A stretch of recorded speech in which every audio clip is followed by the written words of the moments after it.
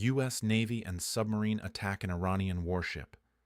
If you saw that headline and your brain instantly went to, "This is the moment everything changes," you're not crazy. That's exactly how it's designed to hit you. Because a submarine strike isn't just another airstrike clip. It's quiet, lethal, and symbolic. It's the kind of action that screams power without saying a word. But here's the problem. The internet is already turning this into a simple movie plot. America sank an Iranian warship. Iran is finished. The sea is owned. End of story. Or the opposite. This is reckless. This is unstoppable escalation. World war is next. Both versions are emotionally satisfying. Both versions can be wrong.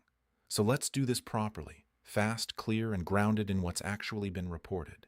I'm going to explain what happened, where it happened, why it matters that it happened there, what a submarine attack actually signals in modern conflict, and what to watch next so you don't get emotionally hijacked by whatever the loudest thumbnail wants you to believe.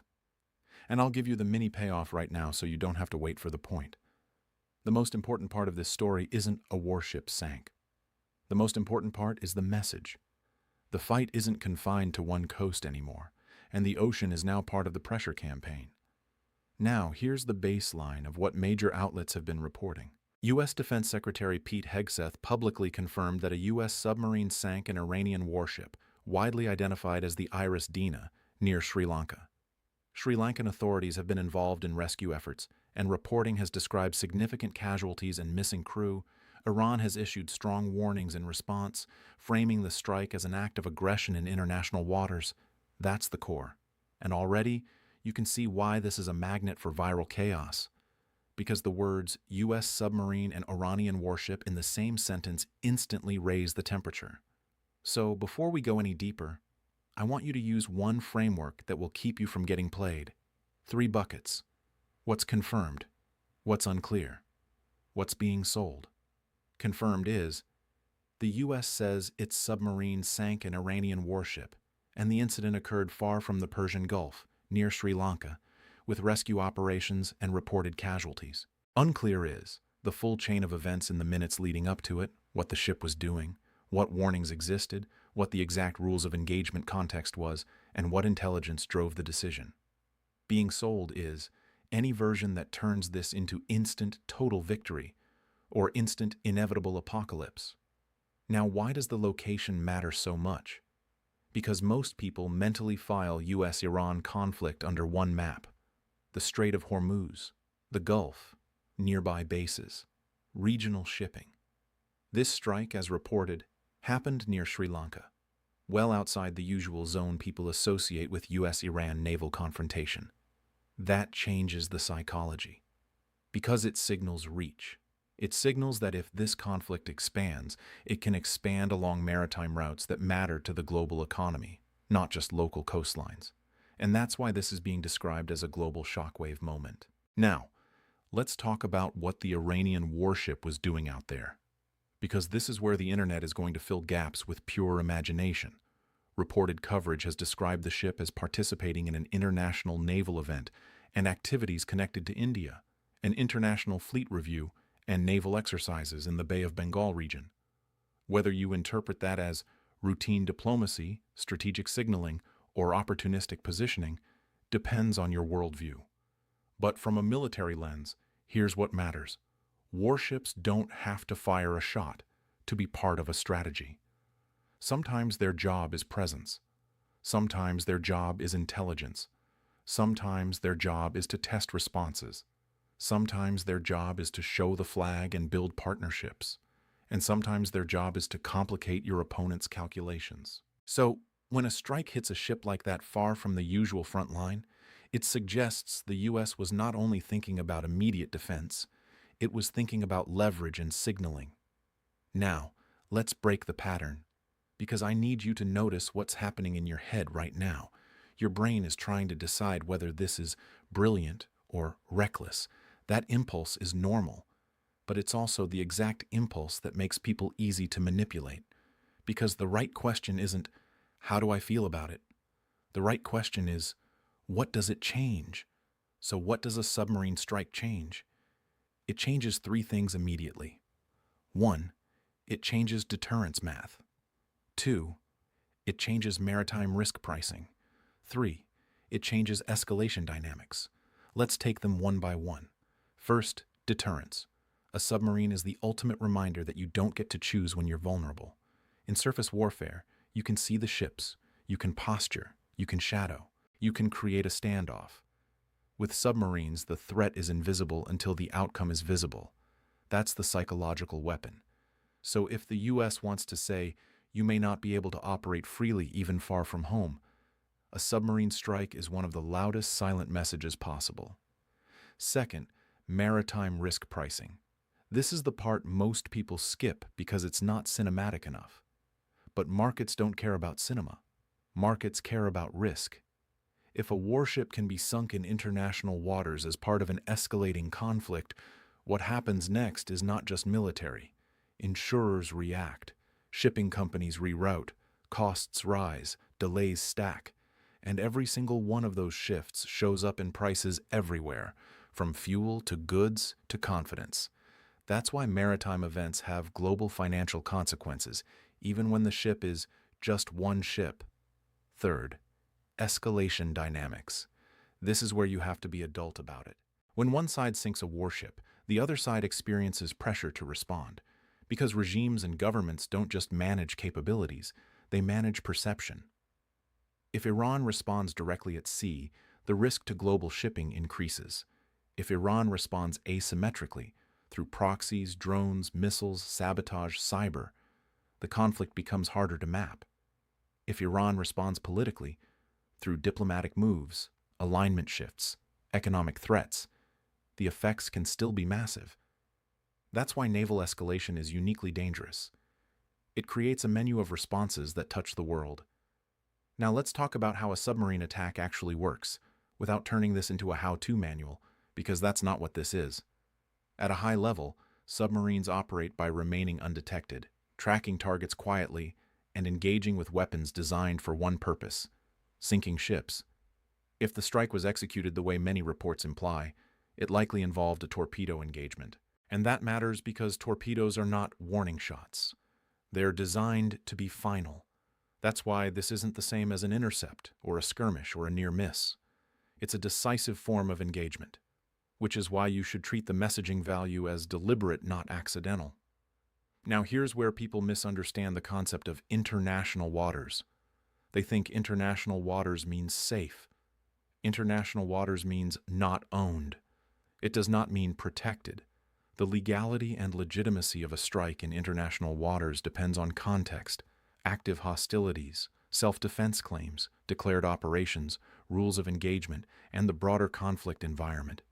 That's why you will see fierce debate in official statements and international reactions, because each side will frame the context differently. One side will say, lawful action in a conflict environment. The other side will say, aggression and violation. And both sides will be fighting over one prize: global perception. Now let's connect this to the larger operation that has been repeatedly referenced in reporting: Operation Epic Fury. Public statements and reporting have described a broad U.S. campaign striking Iranian military assets, including Iranian naval forces, especially assets seen as threats to shipping and U.S. forces. That matters because it suggests the warship sinking isn't an isolated one-off. It's part of an integrated approach: degrade capability, pressure response options, and shape the maritime environment. And if that's true, then the submarine strike has two purposes at the same time. It's tactical, remove a naval asset, and it's strategic, demonstrate reach and unpredictability. Now, let's address the thing everyone is thinking but few people are saying out loud. Why do this near Sri Lanka? Why not keep it near the immediate theater? Here are the three most plausible explanations, without pretending we know the classified decision-making. Explanation 1. Deterrence expansion. The U.S. may want to show that Iranian naval presence outside the immediate Gulf region is not a safe zone during conflict. Explanation 2. Preemption of a threat.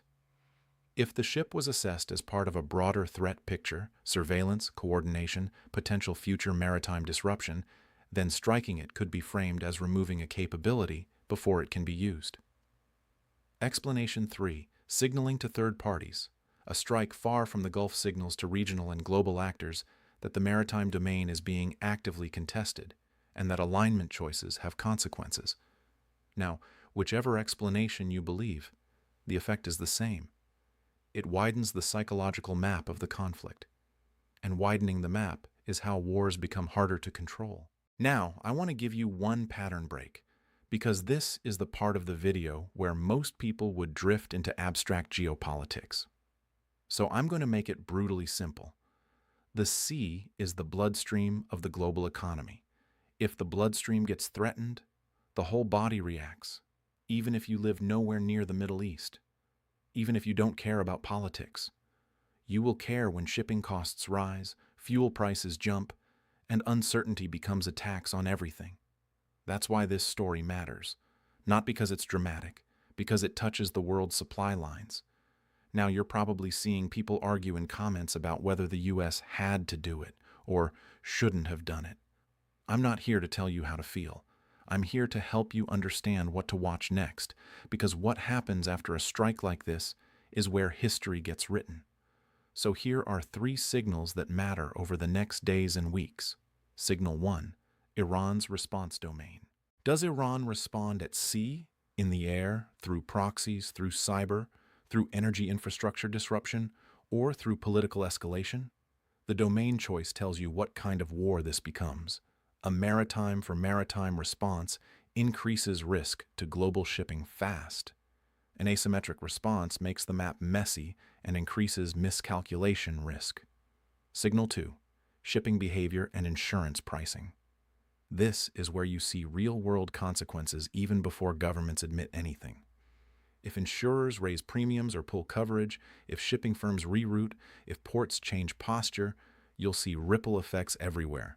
Signal 3, coalition posture. Do other countries increase naval presence, adjust their messaging, restrict movements, or attempt mediation? When coalitions change behavior, it's a sign the risk is being taken seriously, not just debated. Now, I promised you I'd keep this engaging, so here's the hard truth that people hate because it removes comfort. In modern conflict, you don't get clean escalation ladders. You get escalation webs. One action creates multiple possible responses, and each response creates multiple counters, and pretty soon the idea of control becomes something leaders talk about, not something they fully have. That's why this story feels bigger than one ship, because it's not only a strike, it's a signal that the web is expanding. Now let's talk about the part that will get weaponized online. Casualty numbers and emotion. Reports have described large loss of life and missing crew members. Those are human beings, and in the information war, human beings often get reduced to counters, used to justify revenge, justify escalation, or justify narratives. So if you're watching this, don't let your brain treat deaths like a scoreboard. Treat them like what they are, tragedy and pressure, because every loss increases pressure to respond, and pressure is where miscalculation gets born. Now, I want to address a specific misunderstanding that I've already seen spreading. People are saying, if the US can do this, Iran has no navy left. That is a leap. Even if Iran loses surface vessels, Iran's maritime threat posture has never been only about big ships. It has always been about asymmetric capabilities, small craft, mines, missiles, drones, coastal batteries, and the ability to threaten choke points. That's why the Strait of Hormuz remains central in everyone's mind. Because you don't need a blue water fleet to create global disruption. You need disruption tools and a strategic choke point. So the idea that one sinking ends maritime threat is the kind of simplistic victory story that gets people blindsided later. Now, another thing people will misunderstand is the word victory. Sinking a ship is an event. Winning a maritime contest is a campaign. Campaigns are measured by sustained freedom of movement, secure shipping, stable deterrence, and controlled escalation. And that's slow. That's why you should be suspicious of any content that says, it's over the moment an explosion happens. Explosions are loud. Outcomes are quiet. Now let's bring this home with 3 realistic paths forward, because anyone selling you one guaranteed outcome is selling you a feeling. Path 1. Contained escalation. The strike is followed by messaging, limited responses, and behind-the-scenes efforts to prevent a broader maritime war. Shipping remains tense, but the system keeps moving. Path 2. Maritime Pressure Campaign. Iran responds in a way that raises maritime risk, directly or indirectly, and the region enters a prolonged period where shipping and energy become consistent targets of disruption and deterrence messaging. Path 3. Miscalculation Spiral. A follow-on incident hits the wrong target, kills the wrong people, triggers an unintended escalation step, and leaders find themselves responding to events faster than they can control them. If you want the honest truth, the third path is what keeps people awake, because it doesn't require anyone to be irrational. It only requires a crowded environment, fast decisions, and imperfect information, and that's the world we're in. Now let me end this with the single most important takeaway. A submarine sinking a warship is not just a military story. It's a signal story. It signals reach. It signals escalation potential. And it signals that global trade routes are now part of the pressure map. So don't let the thumbnail decide your reality. Track the response domain. Track shipping behavior. Track coalition posture. Those three things will tell you whether this was a dramatic episode or the opening of a broader maritime chapter. Now I want your take. Do you think this strike pushes the conflict toward containment by deterrence because it raises the cost of escalation? Or do you think it increases the risk of maritime retaliation that drags global shipping deeper into the conflict? Drop your answer.